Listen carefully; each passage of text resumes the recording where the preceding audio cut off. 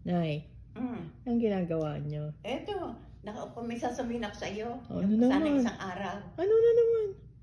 Eh baka magalit ka eh. Magagalit. Anong ginawa nyo? Na ano mo nung isang araw na ako'y namasyal doon. Diga sabi ko sa inyo, huwag kayong lalabas. Pag wala kayo, ako'y nadaan yung magagalit. Ako'y may boyfriend na. Anong boyfriend sinasabi nyo? Oo, yung tigariya na naglalabas siya ng kanyang si Piggy niya. Sinong Piggy? Aso yun, kaya ang pangalan niya si Piggy. Ano? Yung pangalan ng boyfriend ko si Imbi.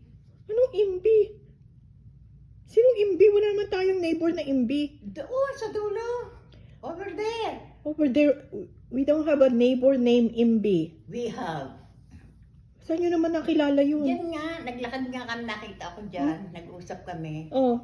Ngayon, 2 linggo na kasi yun eh. Sabi niya, tayo na may matatanda na. Huwag na natin.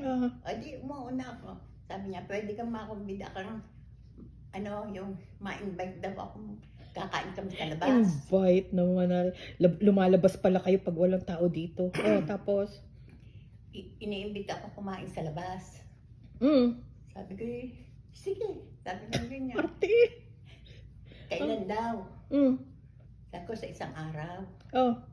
Ay di pumayag ako. Sabi ko, itatanong ko muna sa iyo. Ba't ko daw tatanong pa sa akin? Anak, ako daw matanda na.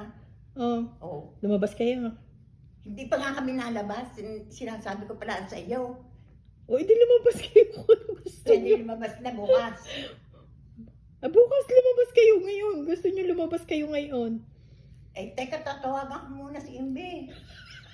Ang landi nito sila. Ano ka? Sino bang Imbi yun? Ang pangalan nga ng aking boyfriend si Imbe.